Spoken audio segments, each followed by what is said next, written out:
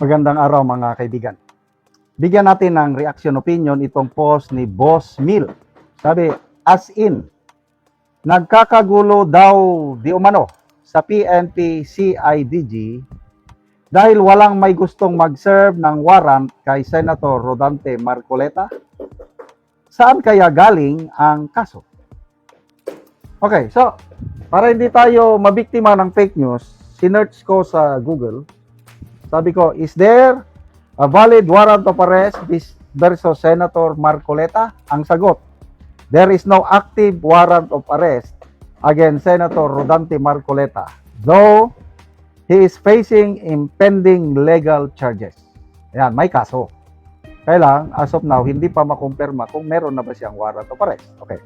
Sabi dito, while a judicial arrest warrant has not yet been served, the Office of the Ombudsman has filed plunder and indirect bribery complaints against him involving allegations of 75 million in unreported campaign contributions.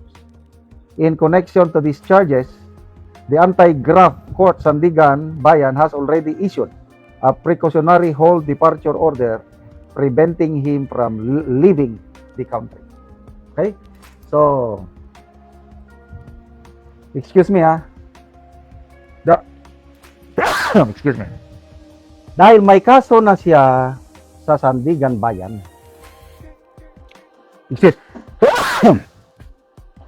Malaki ang posibilidad na may lalabas na warrant of arrest sa kanya sa tingin ko. I hope I am wrong. Kasi masakit eh. Kung siya ang isusunod na arestuhin at ikulong, lalo na kung non-bailable. Plunder eh. Non-bailable yan. Katulad kay Senator Jinggoy. Plunder, di non-bailable. Ano kaya mangyari kung totoong ano? Kasi, again, opinion ko lang ito. It's just a matter of time bago siya lalabasan ng warrant. Nagsalita na nga siya, si Senator Marcoleta nagsalita, kahit ikulong nyo pa ako, kahit arestuhin nyo pa ako, sabi niya.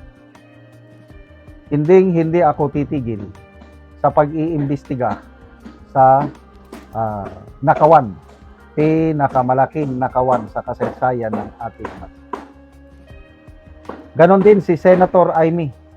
Sa kanyang post, sabi niya, after Jinggoy, ang isusunod nila Marcoleta, after Marcoleta, ako na ang next in line.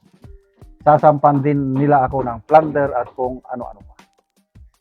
Grabe, ano? Hi, so, sana naman, hindi matuloy na ma-isyuhan siya. Kasi, ako, kahit hindi ako abogado, yung isinampang plunder parang malayo. Dahil ang kini-question doon, 75 million, campaign contributions ng mga private individuals. Very clear naman ang plunder, pondo ng gobyerno, pera ng taong bayan, ginamit ng isang government official para payamanin ang kanyang sarili. Yun ang naiintindihan ko sa plunder. Ay itong kini-question na kwarta is galing tatlong individuals. Private. Walang connection sa gobyerno. So yung pera is a private man. Ang unang ibinato kay Senator Marcoleta is election violation. Kasi hindi niya yon nilagay sa kanyang statement of campaign expenses. Kaya lang, nagdesisyon ng COMELEC, absuelto siya.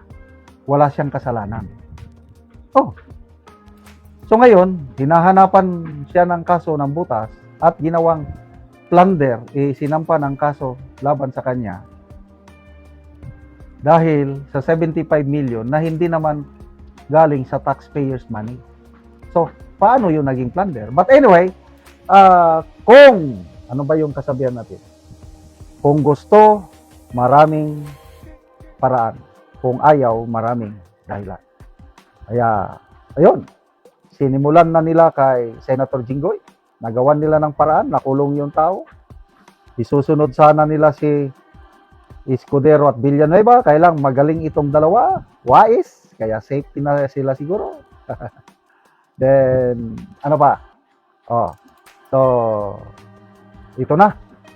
Magdasal po tayo kasi nakakalungkot na talaga kung ang isang senador na walang ibang hangarin kundi alamin ang katotohanan para bigyan ng hustisya ang taong bayan na ninakawan ng pera tapos ikukulong.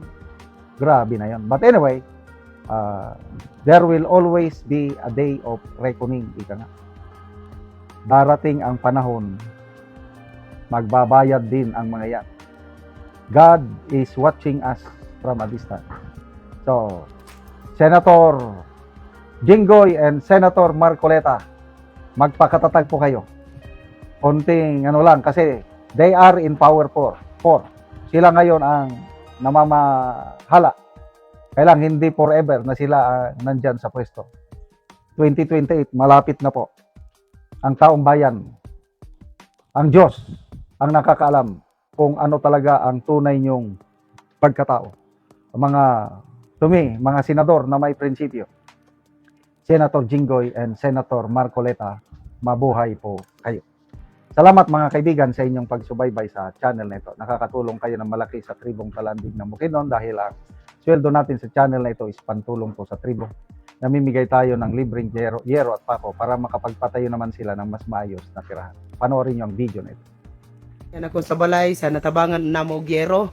Sumuna niya ang itsura sa kadag ko sa buslot sa iyang balay.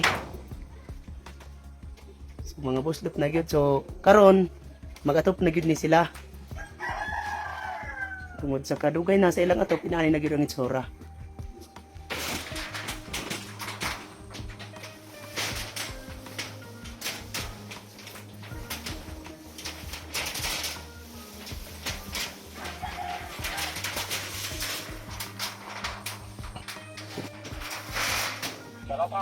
Karon mo na ni ang hero, nga mong gihatag nga ilang iatop karon.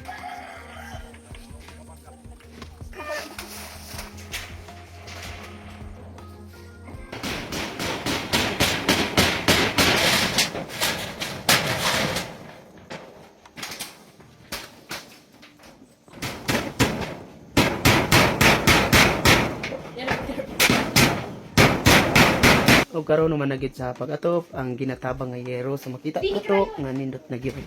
Atop na gyud sila. Salamat sa nagtabang sa sin sa paghatag sa Ginoo sa usa ka tawo niagi nga akong dili na gid maulanan. Kami nga dili nagpuyo sa balay nga mailisan na ang kadugayon sa among atop sa among balay nga sin hinaot nga mapadayon kini. Napay mga tawo nga matabangan pag yun. So, sa sunod. so pila na to katuig ang imong atop? Bali na puro na to katuig ang akong atop sa kumbalay.